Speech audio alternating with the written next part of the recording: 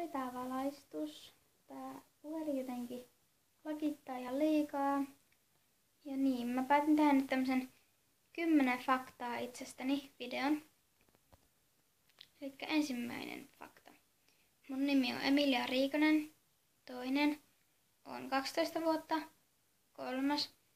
Mulla on yksi eläin ja se on koira ja sen nimi on Hedvig. Ja se on Portugalin vesikoira. Sitten 4 on, että mä tykkään suklaasta. Mietit, miten tää näkyis.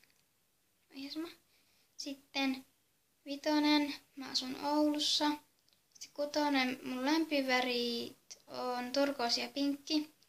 Sitten 7, mun perheeseen kuuluu äiti, pikkuveli ja minä. Ja mun äiti ja iskä on eronnut, joten iskä ei tavallaan niinku kuulu siihen enää, mutta kyllä se silleen kuuluu. Ja sitten 8, mun lempinimi on Epe tai Eps tai Emppu. Sitten 9, mun lempieläin on koira ja hevonen. Sitten 10 eli viimeinen. Mun parhaat kaverit on Nea, Sanna, Mia ja Annika. Videoista. Jos tykkäätte, laittakaa peukku ylös. Jos ette tykkää, peukku alas.